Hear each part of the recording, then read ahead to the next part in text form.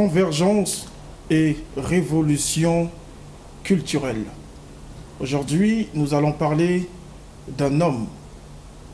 Un homme qui disait, qui a demandé à un vieux comment on appelle chez toi un jeune qu'on a voulu faire partir loin de ses ancêtres et qui a dit laissez-moi tranquille, je reviens vers mes ancêtres. Et le vieux lui a répondu on l'appelle Omo Tunde. Il ne s'appelait pas seulement Omo Tunde, il s'appelait aussi Kalala, qui signifie cet homme que le roi fait appel pour analyser le problème afin de trouver la solution. On l'appelle Kalala. Aujourd'hui, nous allons parler d'un homme, Omo Tunde, qui vient de nous laisser. Vous constatez que je suis touché, affecté, bien évidemment, parce qu'il était pour moi un homme qui m'a inspiré, un modèle. Et j'avais pour petit rêve le rencontrer un jour. Malheureusement, il est parti. Alors, je ne suis pas seul. Je suis avec Alexis Bongo. D'ailleurs, c'est Alexis Bongo et son équipe, l'équipe Convergence et Révolution Culturelle, qui a bien voulu que cette émission soit tenue. Alexis Bongo. Bonjour. Bonjour Dixon. Je vais saluer les dames qui sont avec moi. Bonjour Christella. Bonjour. Bonjour Arnette. Bonjour Dixon. Alors, Alexis Bongo, pourquoi cette émission sur Omo Tunde Kalala? Merci Dixon. Je crois que la question trouve sa réponse dans le fait que un grand baobab, un géant, un poids lourd du combat panafricain vient de nous quitter, le professeur Omo Tunde. Donc il va de soi, il allait de soi que un hommage lui soit rendu. Et ce que nous faisons aujourd'hui, ce n'est qu'encore, comme qui dirait, une introduction. Parce que sur ce plateau, nous aurons l'occasion de recevoir les panafricanistes du Congo-Brazzaville, donc les leaders panafricanistes du Congo-Brazzaville, pour que ce soit encore plus élargi. Mais dans un premier temps, il fallait faire cette introduction parce que justement, je suis porteur de deux messages de grande importance au cours de cette émission. Des messages donc pour les panafricanistes du monde, suite donc au décès de Omo Tunde. Donc il n'y a pas de surprise, ça ne pouvait pas être autrement. Il fallait impérativement, par respect pour lui, que nous ayons une telle tribune. Ça, il n'y a pas de question à se poser là-dessus. Justement, il n'y a pas de question à se poser là-dessus, mais Omo Tunde représentait quoi pour vous?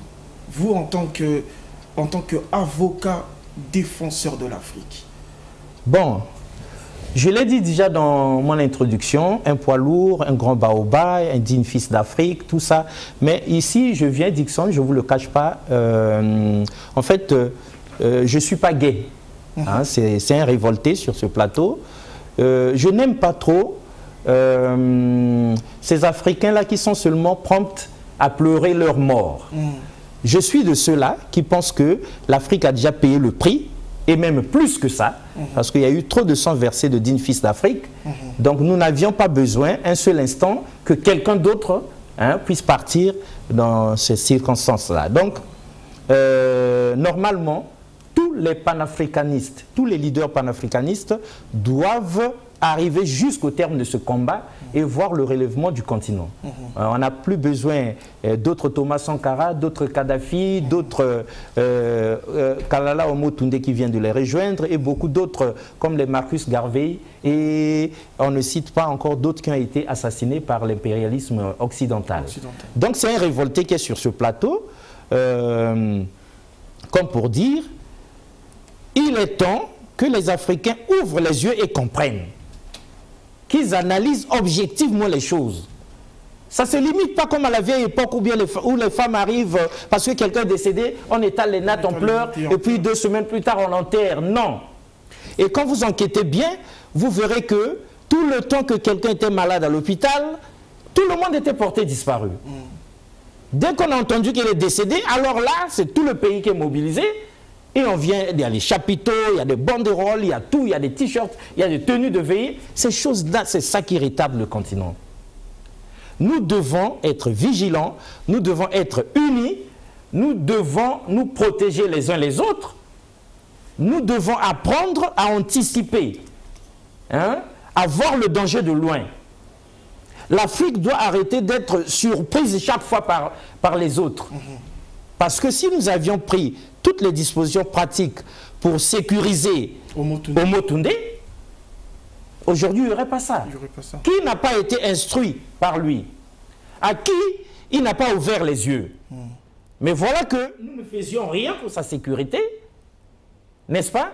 Nous n'avions même pas anticipé ce qui pouvait lui arriver pour prendre des dispositions pratiques. Et maintenant qu'il est parti, ah là là là là, c'est la catastrophe, bon, on va se réunir, on va lui rendre hommage.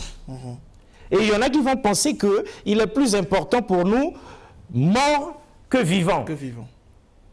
C'est vrai que chez nous en Afrique, les morts ne sont pas morts, mais est-ce que nous les préférons bien vivants avec nous que morts enterrés pour qu'ils soient profitables au continent? Donc c'est avec ce sentiment de révolte que je suis là, profondément indigné, choqué d'abord et profondément indigné. D'accord. Vous parlez de sécurité.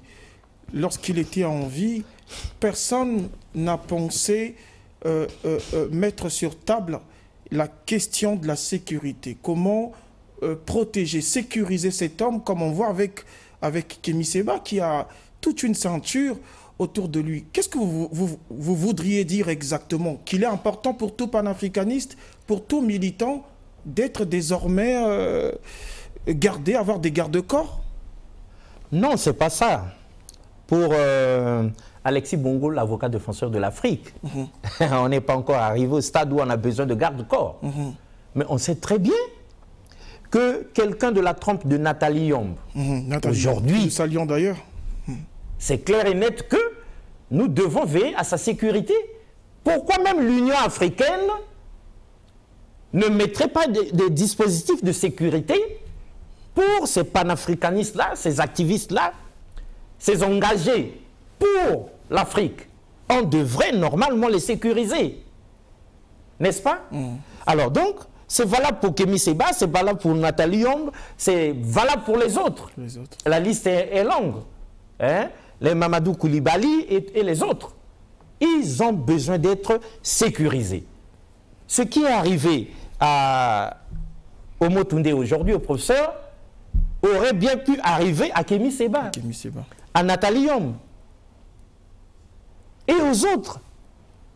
Bon, est-ce que nous, l'Afrique, on va se contenter chaque fois que la catastrophe arrive de pleurer, puis d'essuyer nos larmes, et puis c'est fini? Donc, c'est vrai que nous sommes tous des panafricanistes, mais il y en a qui sont des fers de lance, qui sont au front, n'est-ce pas, et qui sont plus exposés que les autres. Ceux-là devraient être normalement sécurisés, même si les pouvoirs publics, les dirigeants africains n'ont pas encore compris qu'ils doivent sécuriser leurs enfants. Ils devraient l'être par les panafricanistes eux-mêmes déjà. Hein, par les panafricanistes eux-mêmes. Et ils devaient même surtout s'auto-sécuriser. Or, il se trouve que sur ce plan, il y a encore beaucoup de choses qui doivent être faites pour que les panafricanistes apprennent à s'aimer et à s'auto-protéger, à veiller les uns sur les autres. Hein, parce que dans ce qui se passe, on a l'impression d'être un peu comme dans la Bible, hein? Même si les panafricanistes kémites ou kamites n'aiment pas ça, on a l'impression d'être comme dans la Bible, là où Caïn répond à Dieu, puisqu'on lui demande où se trouve Abel, suis-je le gardien de mon frère? Les panafricanistes dansent du même pied. Chacun cultivant son ego et cherchant à être le plus grand des leaders, veillant à ses propres intérêts, sans se rendre compte que c'est l'union qui fait la force. Parce que l'union est la force des faibles. Et On n'a pas besoin de revenir sur les paroles du président Kwame Nkrumah, paix à son âme, qui disait que l'Afrique doit s'unir ou périr. Il n'y a rien à faire.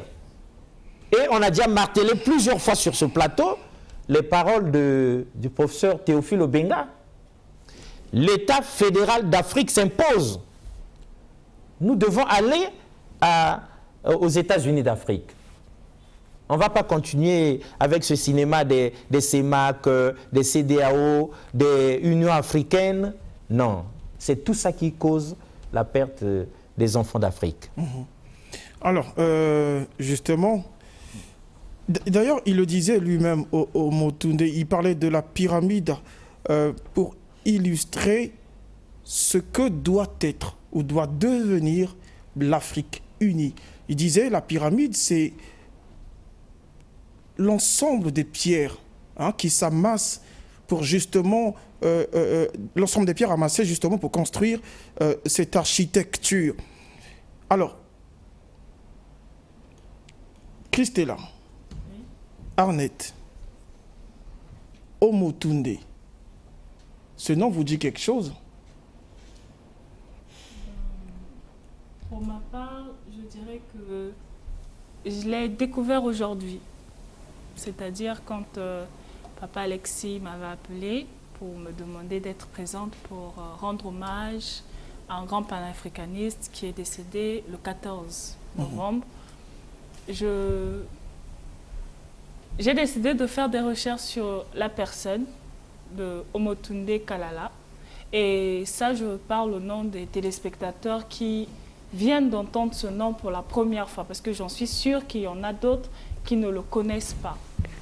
Et dans ce contexte, j'aimerais préciser que moi aussi, je l'ai connu qu'aujourd'hui, que c'est un panafricaniste, de ce que je peux en savoir. C'est un panafricaniste, un homme qui aimait l'Afrique, malgré le fait qu'il ait grandi sur une terre occidentale. Il avait l'Afrique dans le cœur, l'Afrique dans l'âme, de ce que je sais. Et non seulement ça, toute sa vie, il s'est battu tout simplement pour que le combat panafricaniste puisse être gagné, pour que l'Afrique puisse être rehaussée, pour que les Noirs ou le Noir puisse revenir à la racine, revenir à sa puissance, revenir à ce qu'il est véritablement. Qu'il enlève cette pensée qui lui avait été mise d'être un sous-homme et de se rendre compte qu'en fait, c'est quelqu'un de fort, quelqu'un de puissant, quelqu'un de capable dans toutes les situations et dans tous les domaines. Très bien. Je peux en savoir. Ce que je retiens dans ce que tu dis, le mot qui me toque, c'est le mot puissant, puissance. D'ailleurs, Omotunde disait, l'Afrique doit manifester le désir de la puissance.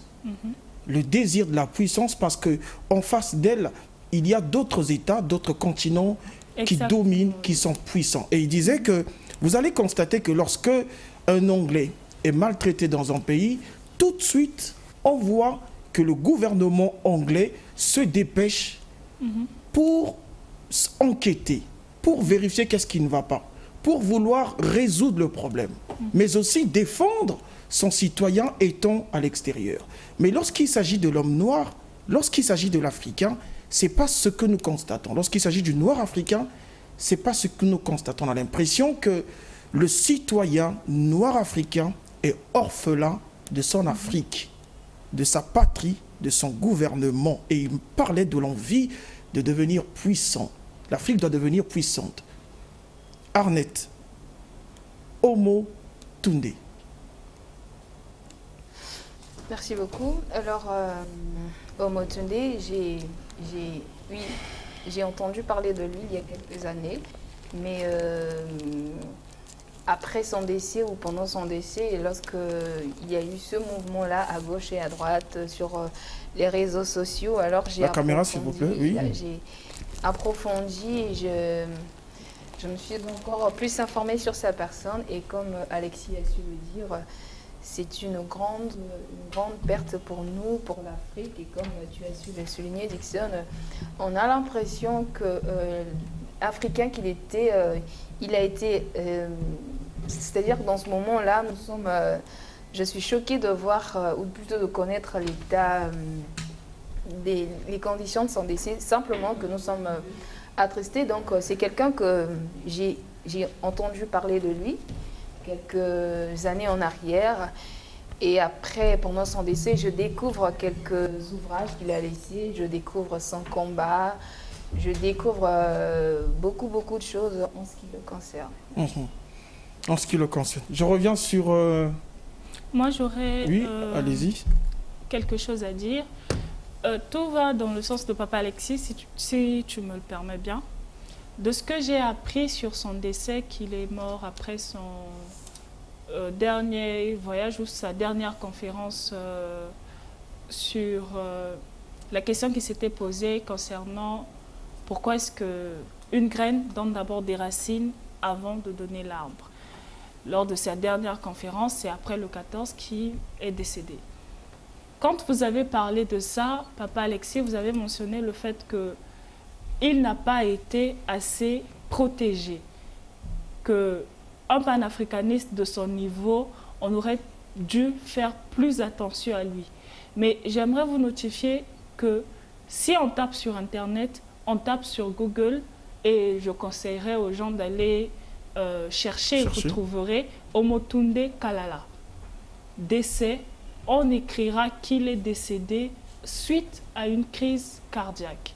Et on sait qu'une crise cardiaque, c'est causé soit par une mauvaise alimentation, soit par le stress. Mais en tout cas, c'est quelque chose qui est naturel et très peu provoqué.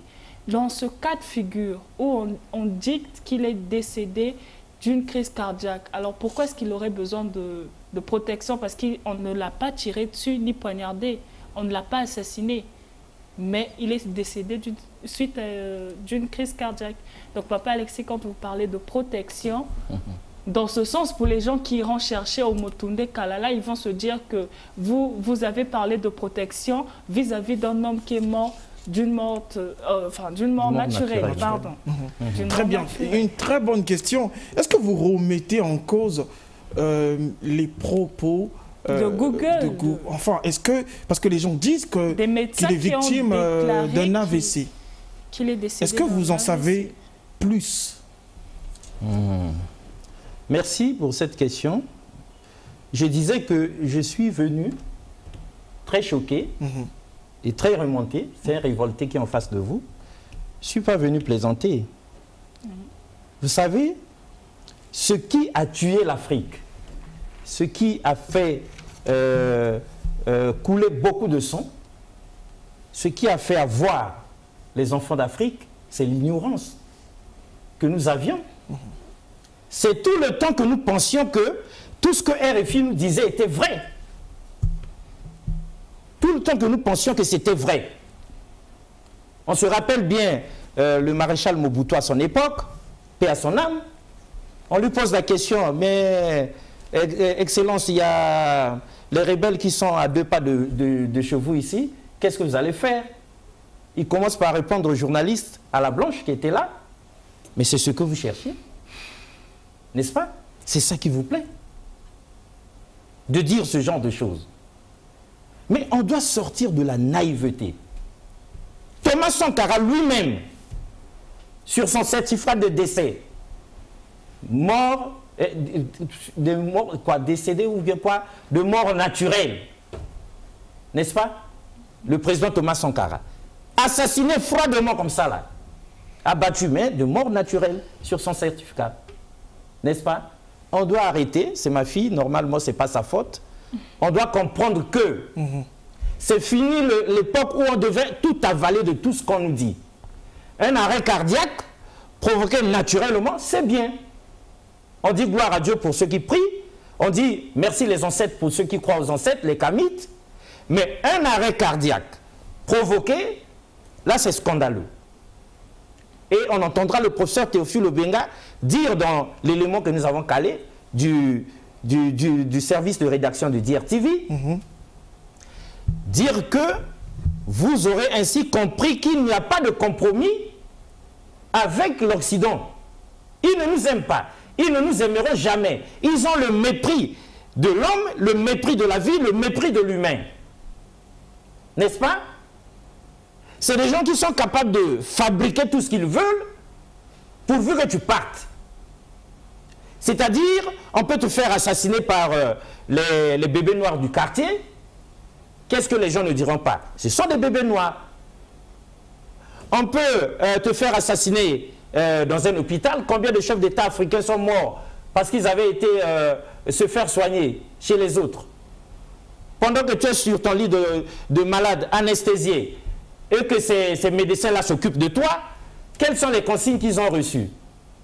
Quel est l'Africain qui est là pour contredire ce qu'ils vont faire? Et on dit, voilà, il est mort. Mais on ne va pas continuer à accepter n'importe quoi. Hein?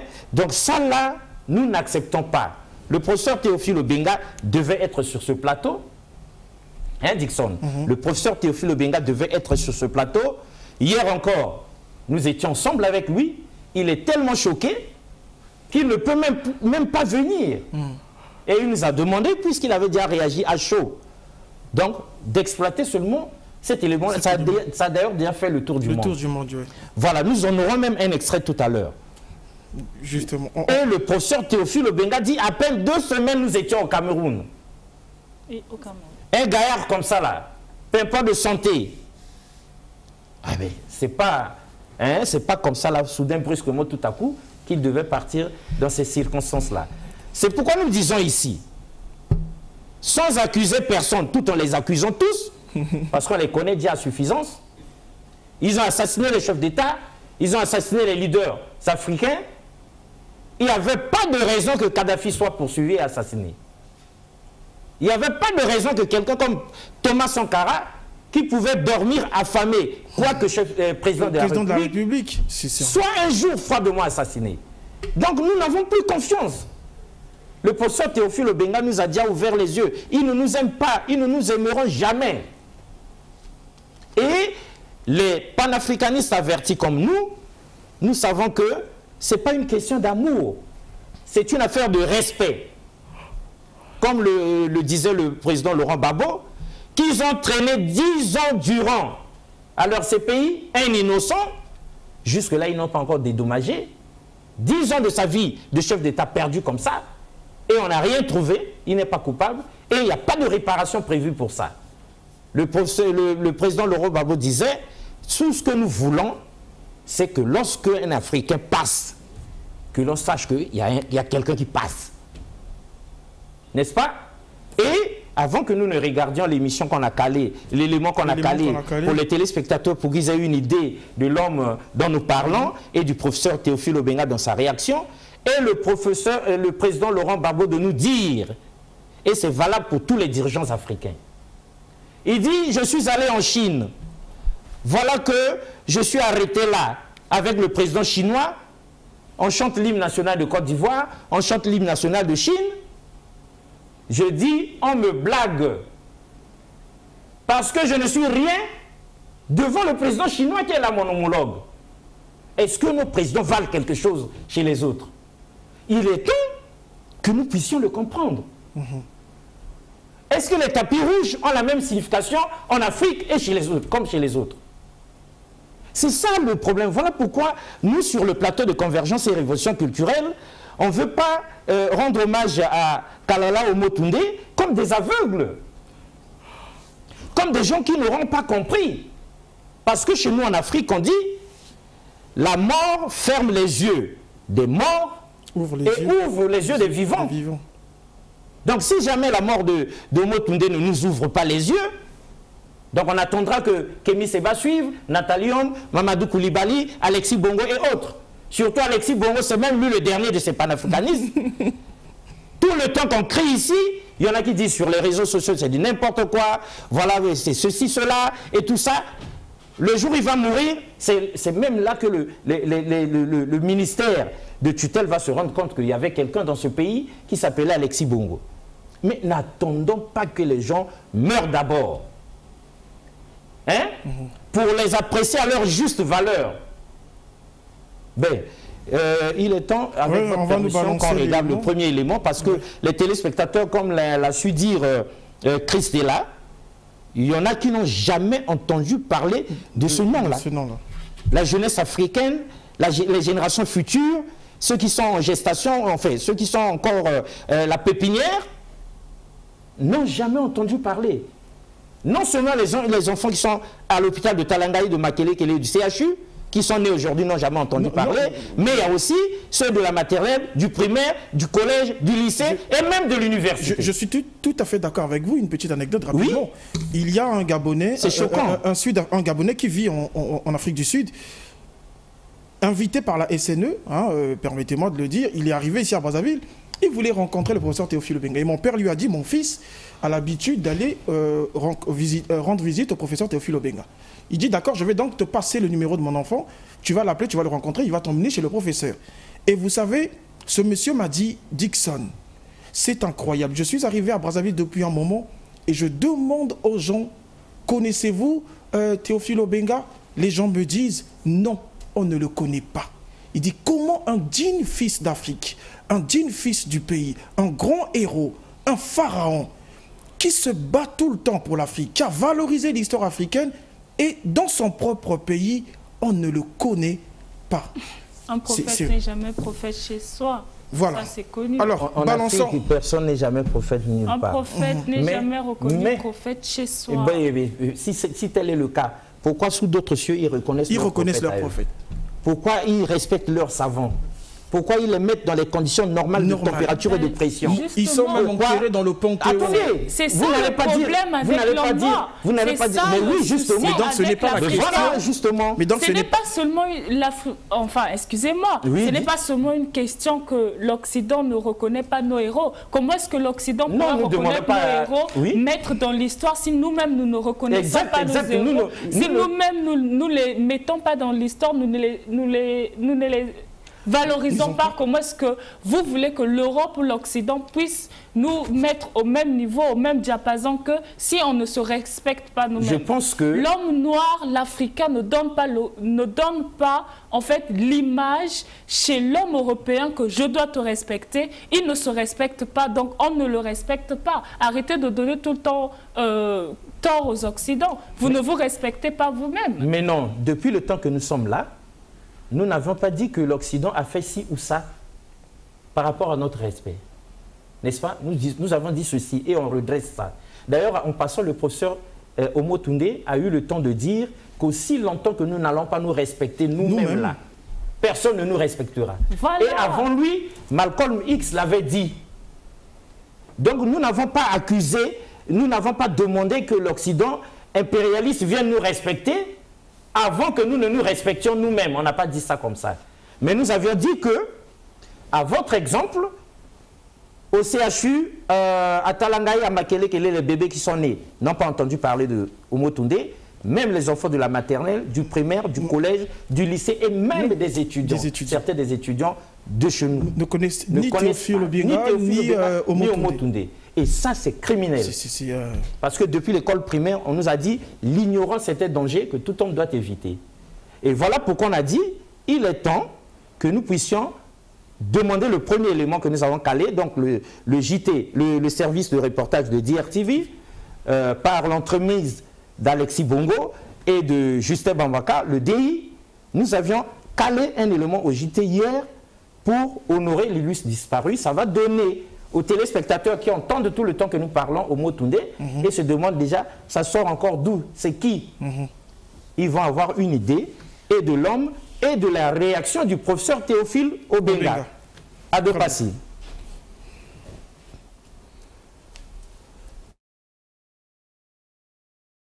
La graine de l'arbre de la science et de la connaissance, c'est l'Afrique qui l'a plantée. C'est l'Afrique qui l'a arrosée. C'est l'Afrique qui a fait qu'elle a porté tant de fruits. Inventer les mathématiques, l'astronomie, la médecine, le calendrier de 365 jours. Coup de tonnerre aux oreilles de tous les panafricanistes et de tous les amis de l'Afrique.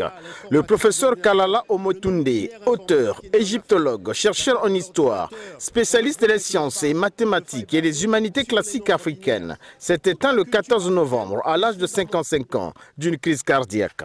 Sur le plan de la spiritualité, les pères de l'Église étaient tous africains. Alexandre d'Alexandrie, Alexandrie c'est en Afrique. Clément d'Alexandrie, Alexandrie c'est en Afrique. Origène d'Alexandrie, Alexandrie c'est en Afrique. Ce sont des Africains qui ont pris le savoir des temples pour donner à des gens qui n'avaient pas de tradition religieuse, une tradition religieuse. Il était chargé de mission à l'UNESCO et militait sans langue de bois pour l'exhumation de l'histoire réelle de l'Afrique, à l'encoire, énormément riche et surtout fondement de la civilisation et du monde moderne actuel. Touché au plus profond de son âme, le professeur Théophile Obenga a réagi à chaud ainsi, sous l'illustre disparu. On voit bien que tout compromis, toute amitié, toute camaraderie avec l'Occident est impossible. La logique de l'Occident, c'est la destruction, c'est le mépris de l'être humain, le mépris de la nature, le mépris de l'humanité. Que les Africains du continent, des diasporas, le comprennent une fois pour toutes, surtout la jeunesse. Jamais, au grand jamais, l'Occident ne pourra aider les Africains dans leur lutte. C'est impossible.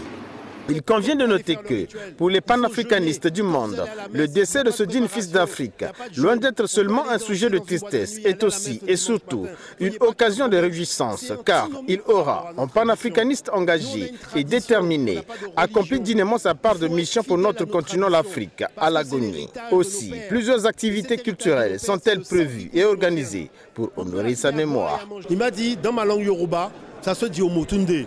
Donc j'ai dit Omotunde. Après, le mouvement diopien a dit que quand les choses vont mal, il y a un individu auquel le roi fait appel pour expertiser le problème et trouver une solution. Cet individu s'appelle le Kalala.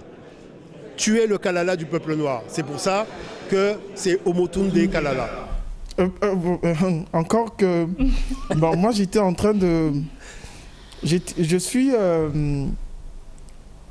abattu, je suis affecté par ce décès. On comprend votre émotion. Ouais, donc, voilà. Mais, Alexis Bongo. Je voudrais redresser ce qui a été dit dans les coulisses, pendant que les téléspectateurs étaient sur l'élément. Nous n'avons pas dit ici que le professeur Omotunde a été assassiné. Nous ne l'avions pas dit. Mais nous disons qu'il est temps que les Africains ouvrent les yeux pour comprendre que tout ce qui nous arrive du fait de l'Occident impérialiste ne porte pas leur empreinte seulement comme ça. On a vu des leaders, c'est parce qu'on n'a pas Obambe Gakoso sur ce plateau, un leader africain qui est en France, qui rencontre un journaliste français, celui-ci empoisonne son vin, il le prend et puis il meurt dans sa chambre d'hôtel. N'est-ce pas? Certainement que le cœur s'arrête, comme celui d'Omotunde. On a vu Bob Marley en personne chanter l'Afrique, chanter l'indépendance du continent, recevoir des paires de baskets en cadeau d'un homme blanc qui a confessé son crime avant de mourir. Or, dans cette paire de baskets piégées, il suffisait qu'il se blesse un tout petit peu, qu'il y ait égratignure, et c'était parti pour lui. Mais Bob Marley, on l'a perdu. Mais il avait reçu un cadeau, non? Mais c'était un cadeau empoisonné. Donc, nous n'allons pas être assez bêtes pour dire oui, son cœur s'est arrêté, point barre. C'est pourquoi nous disions ici, nous l'avions souligné, si c'est des morts naturelles, gloire à Dieu, hein, gloire aux ancêtres, parce que lui, il était kamite avant tout. Mais si ce sont les autres qui, une fois de plus, ont été plus malins que nous, alors là, Dixon, il faut que cette fois-ci, on ouvre l'œil et le banc. Il faut que ce soit le dernier des leaders panafricanistes à mourir comme ça. Même d'une autre manière, mais à mourir. Encore de façon provoquée par les autres, voulue par les autres. À être donc, en bref, assassiné. Nous ne voulons plus de ça. Et pour aller vite, il y a 2 ou 3 autres éléments que nous avons calés pour rendre hommage. Mais il y a Arnett qui... oui, évidemment. Qui aimerait dire quelque chose. On écoute. Alors, Arnett. Par ce petit extrait que nous venons de voir, je réalise avec beaucoup de peine qu'il est temps que les masques tombent. Il est temps que nous ouvrons nos yeux il est temps, comme le professeur Théophile a su le souligner, qu'une certaine amitié, une collaboration ne semble pas être possible. Donc je pense qu'il est temps pour tous les Africains, que vous soyez Ngundis, les panafricanistes plutôt, excusez, que vous soyez Ngundis, que vous soyez, je ne sais pas, chrétiens, que vous soyez, il est temps, on a souligné ici, d'être unis. En tout cas, ces images m'ont déchiré le cœur. Je vois un monsieur en bonne santé, je pense que ça a été tourné à... ici, c'est au Cameroun. Oui, il y a un mois déjà, Il n'y a pas longtemps. Il n'y a pas longtemps, donc c'est un monsieur en très bonne santé. Et j'ose dire que je remets en question sa mort. Je remets vraiment en question sa mort. Donc il est temps pour nous d'ouvrir les yeux, en tout cas, que les masques soient tombés une bonne fois pour autres. Voilà, alors... Moi, si je peux dire quelque chose, c'est que on semble, depuis tout à l'heure, être contraire sur ce plateau. Excusez-moi. En fait, je ne suis pas là pour être en contradiction avec chacun d'entre vous. C'est un grand homme, un véritable panafricaniste. Et j'ai suivi ce discours, celui qu'on vient de montrer aux téléspectateurs de bout en bout. Et ce qu'il dit est vraiment pertinent. Tout ce qu'il dit est pertinent. Mais il y a une chose que nous sommes en train de répéter sur ce plateau et qui semble être contraire depuis tout à l'heure. On dit ne pas dire ne pas affirmer, si je peux dire ça comme ça, qu'il a été assassiné, et dire par la même occasion qu'il a été.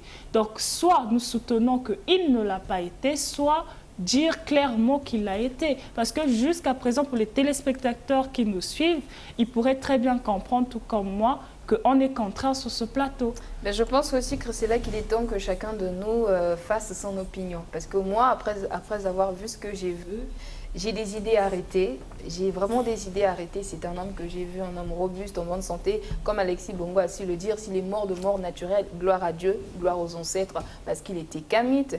Mais vraiment, les masques doivent tomber. Le professeur Théophile a dit quelque chose de très capital. Il est vraiment temps, il est plus que temps. La France impérialiste n'est pas là pour nous soutenir, pour aller de l'avant. Je pense que, entre guillemets, si je peux dire, leur mission c'est que nous demeurons sous eux, que nous soyons étouffés, que nous n'allions pas de l'avant. Il est certes vrai que dans ce combat, dans cette lutte, il y aura des pertes en vies humaines, mais que ce ne soit plus comme ce cas dont nous sommes en train de parler en ce moment. Certes, nous sommes divisés en ce moment, mais je vous en supplie, il est temps d'ouvrir les yeux. Parce que ce combat, oui, je voudrais, parce que vous avez soulevé quelque chose de très important, je voudrais dire une chose, clairement. Vous êtes encore enfant, je vous le dis clairement, en tant que père, vous êtes enfant, et si vous refusez de comprendre, ça vous regarde. Notre génération à nous, celle qui vient longtemps après les Théophile Obenga et autres, est en danger à ce point.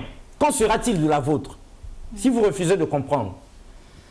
Mais non, qu'en sera-t-il de celle qui viendra après vous?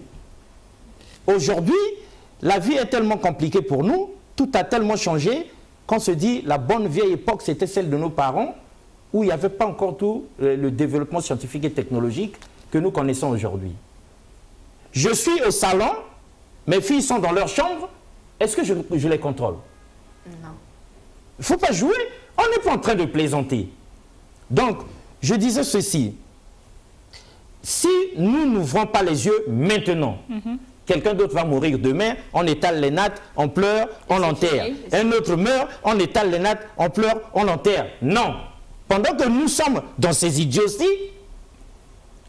il faut comprendre, et c'est valable pour tous les panafricanistes, pour tous les Africains, et pour tous les dirigeants africains. Il faut comprendre qu'autrefois, les sommets France-Afrique se faisaient entre les chefs de l'État français et les dirigeants africains, nos présidents de république. N'est-ce pas? Est-ce que ça continue comme ça? Non. Et ça ne s'appelle même plus France-Afrique. Ils sont assez malins pour nous faire avaler Afrique-France. Et nous pensons que ça change quelque chose. Et voilà que, comme ils sont plus stratégiques que nous, cette fois-ci, ils mettent de côté tous les chefs d'État africains Ils se permettent, donc le président français se permet de réunir la jeunesse africaine. Maintenant, si on pense que c'est du cinéma, on se trompe. Il ne les réunit pas comme, parce qu'il les aime, ou bien parce qu'il aime l'Afrique. Ce n'est pas pour nos beaux yeux. Quand on nous réunit comme ça, c'est des gens qui vont être instrumentalisés pour infiltrer le continent et pour nous exterminer en douce, pour gérer nos richesses ici au profit des autres. Ouvrez les yeux pendant que nous sommes en vie là. Même Alexis Bongo là, on est heureux de le voir, on pense que c'est simple parce qu'il parle comme ça, non? Mais un cadavre ne parle pas, hein? Un mort ne parle pas. C'est-à-dire que pendant que je parle, écoutez déjà, parce que si je tombe comme Kalala Omotunde, vous pouvez pleurer toutes les larmes de votre corps, je ne bouge pas, je ne me réveille pas. Hier, le professeur Théophile Obenga était sur le choc, il dit, mais donc c'est ça la mort. Soudain, brusquement, tout à coup, quelqu'un est parti. Il devait être sur ce plateau. Et permettez-moi quand même, j'ai suivi l'interview avec Théophile Obenga. Il ne parle pas de AVC, de crise cardiaque. Pourquoi? Il parle... on a l'impression que... Combien d'Africains ont été empoisonnés? Combien d'Africains, de leaders... Attendez, l'histoire témoigne de combien de leaders africains ont été empoisonnés, assassinés à l'arme blanche, à l'arme à feu, d'une manière ou d'une autre. Et comment ne pas être désormais méfiant? Moi, j'aime ces animaux-là, les suricates. Ils sont comme de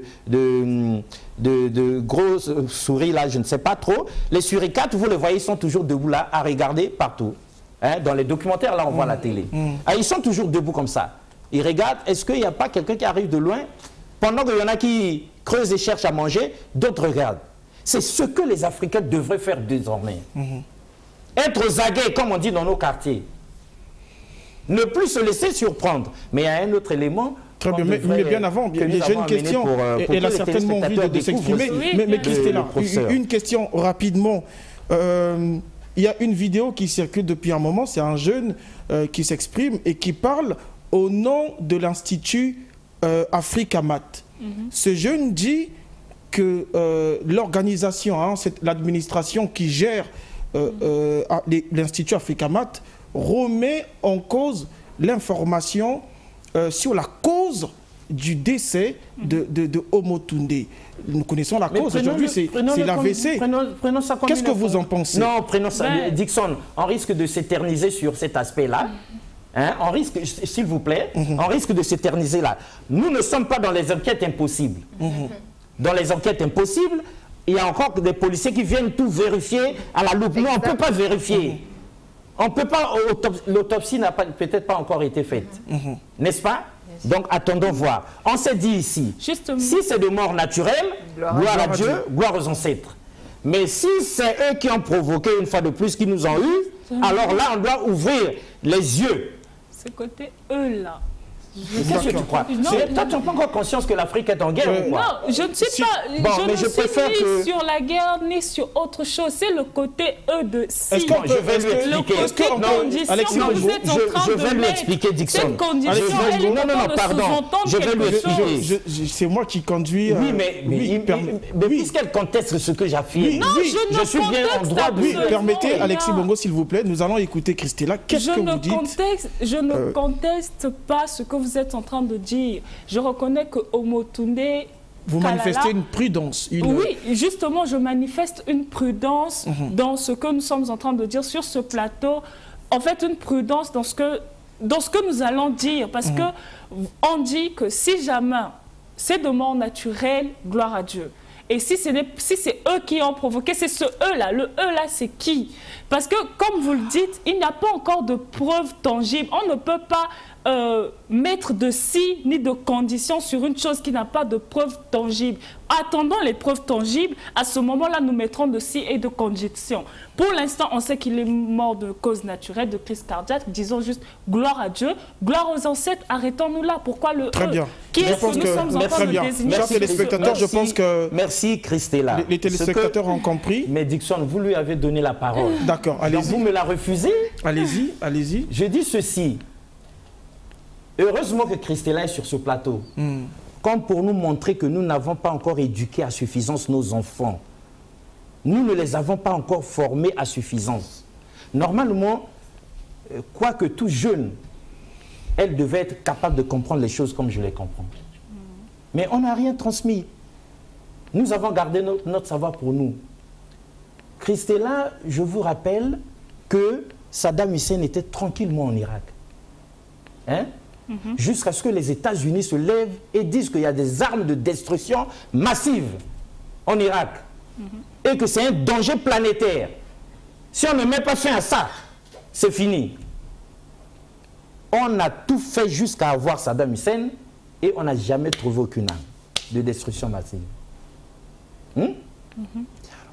Donc, lorsque vous dites, attendons qu'on puisse d'abord regarder et nous donner des preuves ou pas, qui va le faire? Quelle expertise nous avons? Qui sommes-nous pour décider des choses? Voilà pourquoi nos enfants doivent être puissamment éduqués pour que nous ayons nos propres experts dans tous les domaines. Très bien, Alexis. Capables de faire de la contre-expertise. Très bien. C'est ça que j'explique. Justement. Et c'est ça que les enfants doivent comprendre. Parce que si vous ne comprenez pas ça aujourd'hui, votre génération est complètement perdue d'avance. Très bien, Alexis Bongo. Nous avons un autre élément à suivre. Oui, qu'on va suivre. Donc, balancez-nous un autre élément. Nous allons le suivre. Nous avons calé autre chose pour que les gens aient une idée. Justement, l'élément sur Omotunde. Omotunde toujours. Adopassi. Le but de ma conférence, qui avait pour thème l'avancée scientifique de l'Afrique, c'était de montrer qu'on vous parle d'Einstein, on vous parle de Max Planck, mais aucun de ces gens n'a dépassé la science que vous avez dans le village, que le vieux a dans le village, que nos temples ont. Cette science-là, elle n'a jamais été dépassée.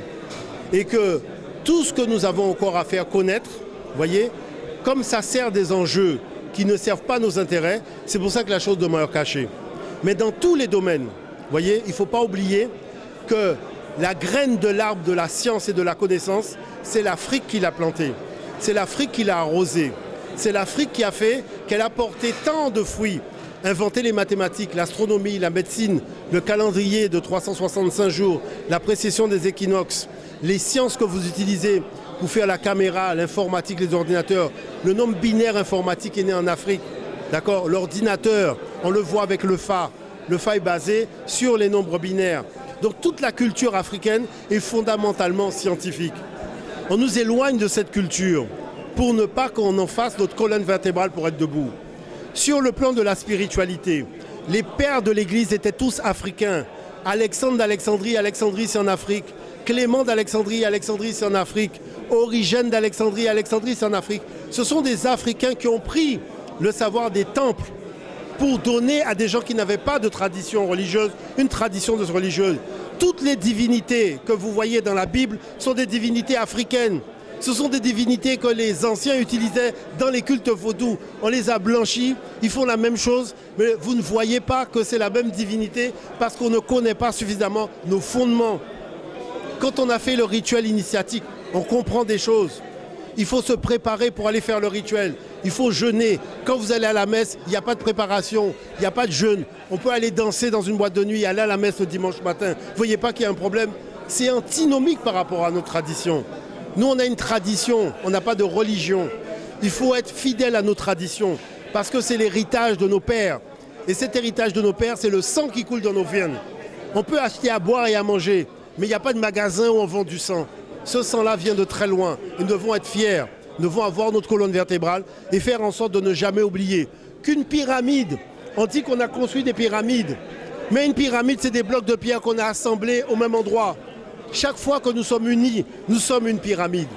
Vous voulez que nous soyons une pyramide? Soyons unis et nous serons une pyramide. Il faut faire deux choses. Il faut une reconquête économique. Parce qu'on a cédé trop de terrain sur l'économie. Les boissons dans les magasins sont pratiquement 99% des boissons étrangères. Les jeunes sont là oisifs. Les jeunes doivent pouvoir fabriquer leurs propres boissons. Et il faut faire des jus de plantes. Arrêtez de penser en jus de fruits. Parce que ces exploitations sont trop colossales. Avec les jus de feuilles, les jus de plantes, on peut faire d'excellents jus. Regardez le bissap. regardez le mojito, tout ça. Il y a beaucoup d'autres jus de plantes à inventer. Et les jeunes peuvent le faire. On n'a pas besoin de grand espace pour mettre une boisson à base de plantes. Ça, ce sont des choses importantes. Et la renaissance, c'est de ne pas oublier que la matrice humaine de la connaissance, elle est africaine. Et que quand on ne sait pas, on va chercher.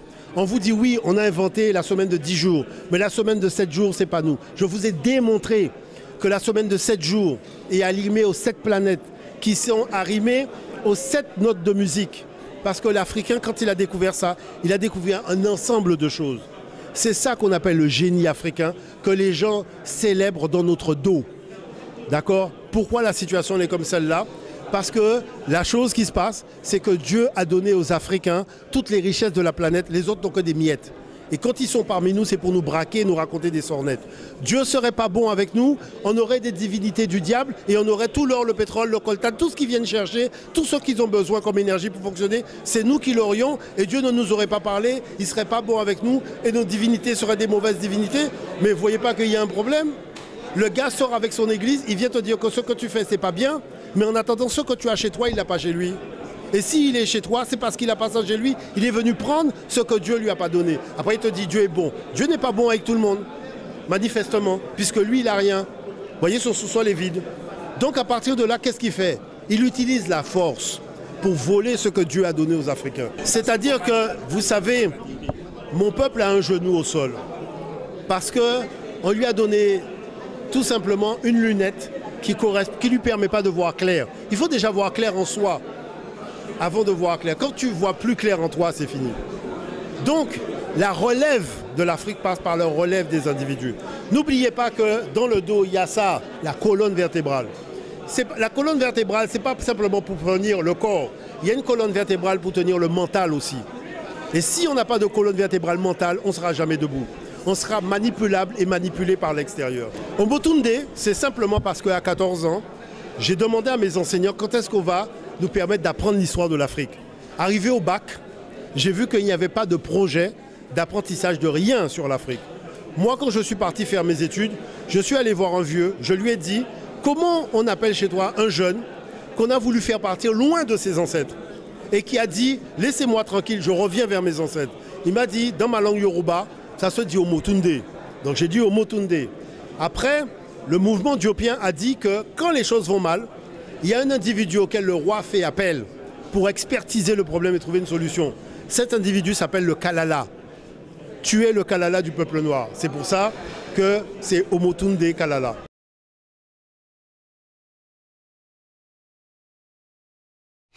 Voilà, Convergence et Révolution culturelle, c'était la vidéo, l'élément sur Omotunde.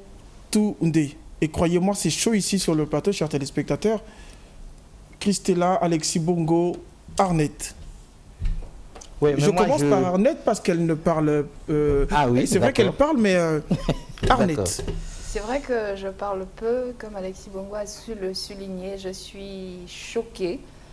Et plus nous avançons, plus je découvre. C'est un monsieur bourré de sagesse. C'est un monsieur qui a découvert des choses énormes. Et j'ai dit en amont, c'est comme si il était temps pour eux, Christella, excusez-moi, il était temps pour eux d'étouffer cette sagesse-là.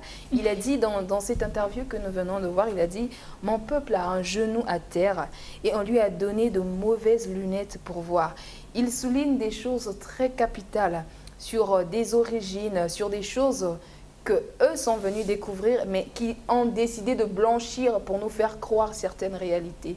Comprenez mon silence, je suis profondément attristée parce que je me rends compte de plus en plus que nous avançons, que nous venons de perdre quelqu'un qui était prêt à apporter une certaine révolution en Afrique. Donc, comprenez mon silence, je suis vraiment, vraiment attristée. Voilà, moi avant que Christella prenne la parole, Alexis Bongo, moi, ce qui m'émeut, c'est que cet homme qui avait 14 ans à l'époque, et lorsqu'il avait 14 ans, il demandait à ses enseignants quand est-ce que nous allons apprendre l'histoire de l'Afrique.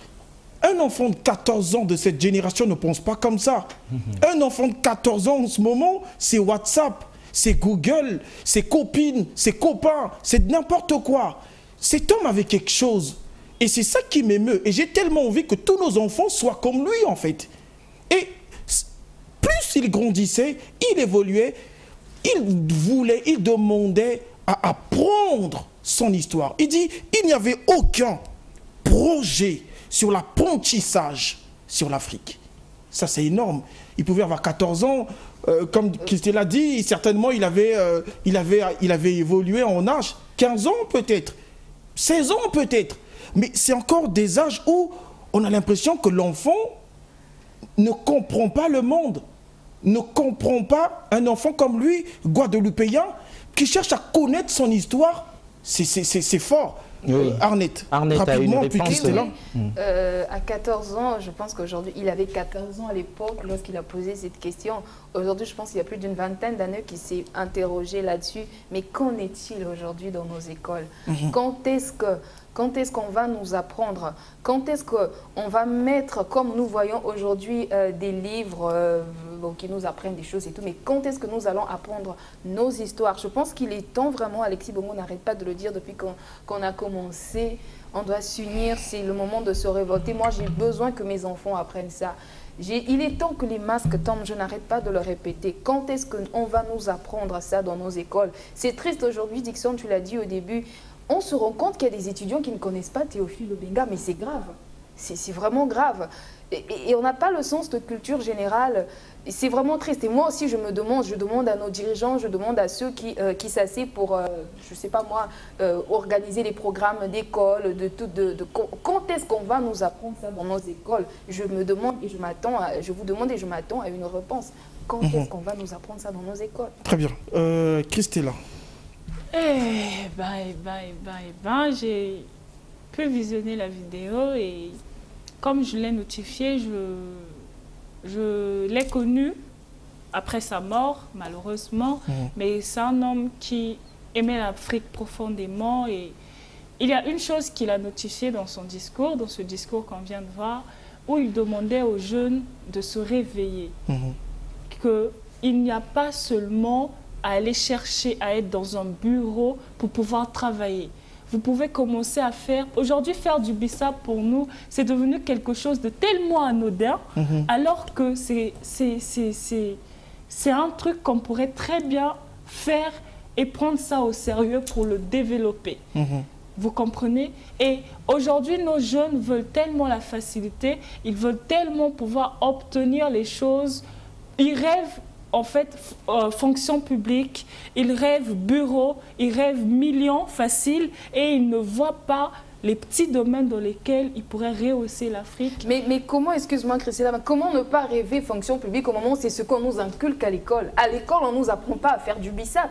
Excusez-moi, je suis révoltée. À l'école, on ne nous apprend pas à faire du gingembre. Encore qu'il faut arriver peut-être à l'université, il faut se spécialiser. Au primaire, on ne nous apprend pas comment ne pas rêver fonction publique. Si c'est ce qu'on nous apprend, il faut avoir tel diplôme, il faut avoir tel diplôme. Mais à quel moment à l'école, on nous dit que l'Afrique a telle richesse? Vous voyez, il y a tel plan, tu peux faire ça. Aujourd'hui, lorsque nous traitons les gens de façon traditionnelle, eux, ils ont l'habitude, ils diabolisent ça. On a l'impression que c'est quelque chose de mauvais. Mais eux encore viennent prendre ces mêmes plantes pour les transformer en comprimés. On ne nous a pas dit ça à l'école, Christella. Ce n'est que normal que mes frères et que mes sœurs et que moi, que je puisse viser la fonction publique, puisque c'est ce qu'on nous inculque depuis le bas âge. Justement, dans ce contexte, tu n'as pas tort, mais bon.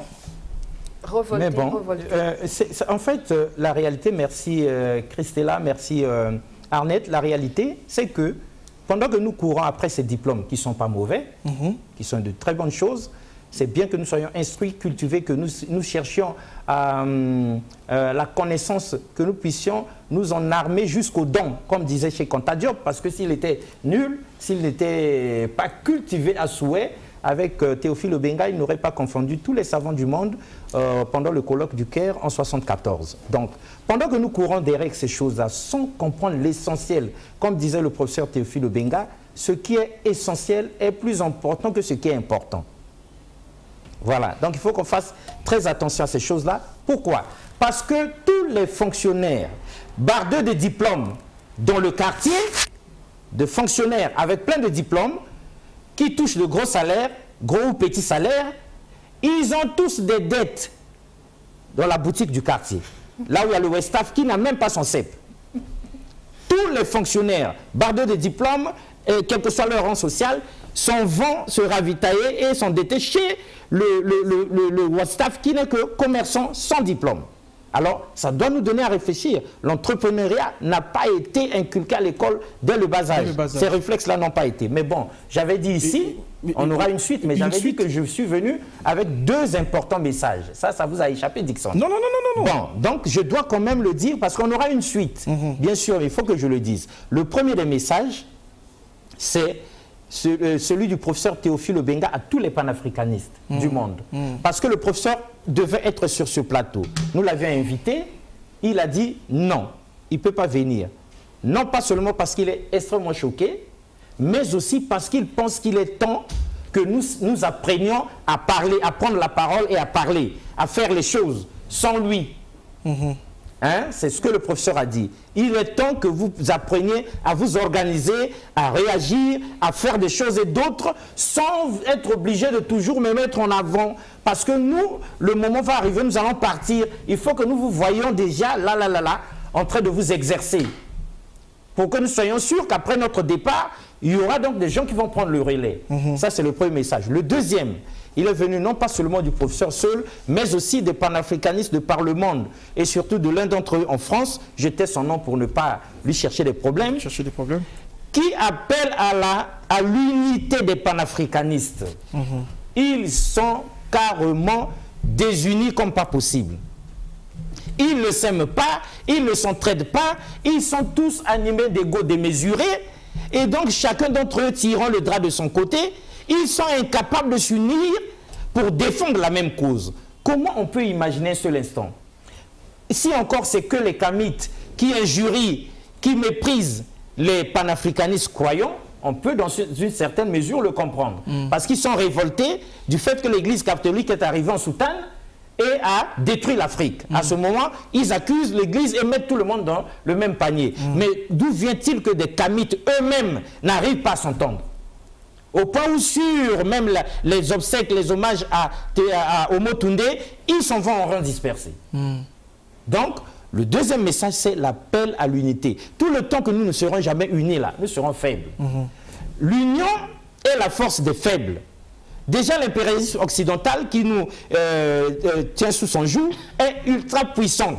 Mais si nous ne nous unissons pas, si chacun de nous continue à être leader dans son coin, à chercher à honorer Omotunde à sa manière, à chercher à se faire voir par devers ce décès, mais nous allons tourner en rond encore tout un siècle, pour ne pas dire un millénaire, et nous n'aurons jamais atteint nos objectifs dans ce combat panafricain qui vise la renaissance africaine, l'émancipation du continent, qui vise le retour de l'Afrique au premier plan, qui vise à redonner à l'Afrique la gouvernance du monde. Voilà les 2 messages que je tenais à donner avant que nous ne passions au 3e élément, qui est notre façon à nous d'exalter Omotunde. Oui, mais bien avant, rapidement, Alexis Bongo, c'était aussi le message, je pense, le dernier message de Omotunde. Il a insisté sur l'unité. C'est pour ça qu'il il a pris pour exemple la pyramide, qui est une construction qui se fait par l'amas des pierres. Des pierres unies, des pierres, l'amas des pierres, pour justement réaliser une pyramide. Et il dit, il est temps pour l'Afrique, il est temps pour les panafricanistes, il est temps pour eux de devenir justement une pyramide. J'aimerais aussi compléter quelque chose rapidement sur ce que a dit Arnett, Christella et vous sur l'entrepreneuriat.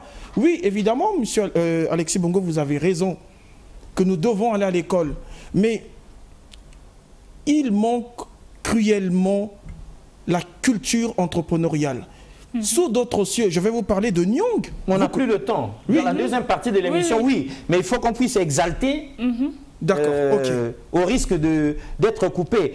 Nous avions calé, en venant ici, l'avocat défenseur de l'Afrique est arrivé, mesdames et messieurs, avec un élément d'exaltation à la congolaise du professeur Kalala Omotunde, comme pour dire que sa mort, Dickson, n'est pas pour nous seulement un sujet de tristesse, mais surtout de réjouissance.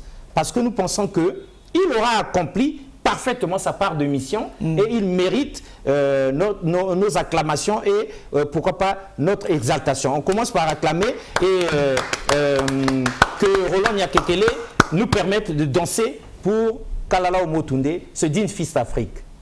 Il était une fois le folklore dans la musique traditionnelle moderne.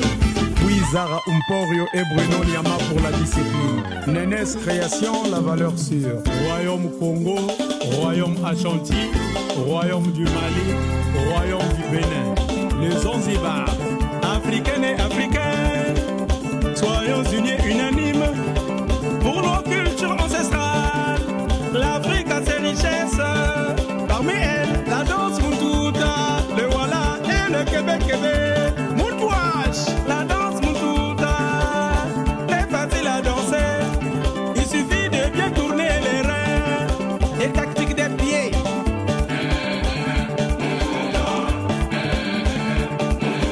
RDC, Gabon, Cameroun, Congo, Brazzaville, Centrafrique, Yobo, Mambo, Yobo, Angola, Benin, Togo, Côte d'Ivoire, Guinée, Conakry, Guinée équatoriale, Yobo, Presley, Bumbita, Yobo, Jacqueline, Mikolo, Yobo, Royaume du Ghana, Royaume du Songhai, l'Abyssinie, Royaume du Dahomey, Empire Zulu, Royaume Teke, Royaume Luango.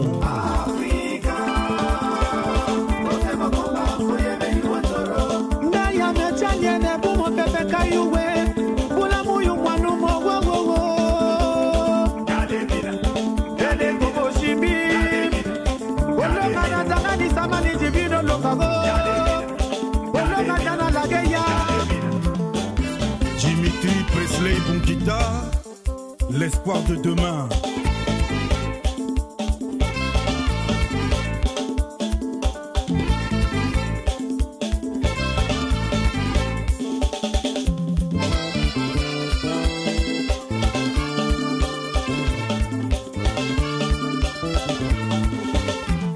Germain Pela Yombo, GPY.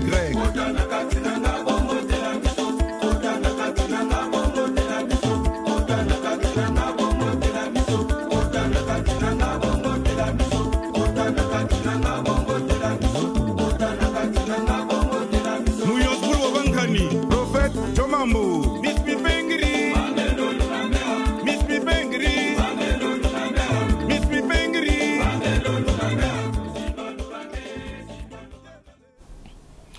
Ok, chers téléspectateurs, nous sommes à la fin de notre émission. C'était Zara Umporio, c'est un grand frère. Je le salue d'abord, je le salue d'ailleurs. Et donc, ici, nous concluons en disant que la relève de l'Afrique passe par la relève des individus. C'est ce que disait Omotunde. Nous invitons tous les panafricanistes à nous rejoindre prochainement lors de la deuxième partie de cette émission. Nous avons besoin de vous pour rendre hommage à ce grand esprit que moi j'aimais beaucoup, que j'affectionnais. J'affectionnais Omotunde. Nous vous disons au revoir. Merci beaucoup.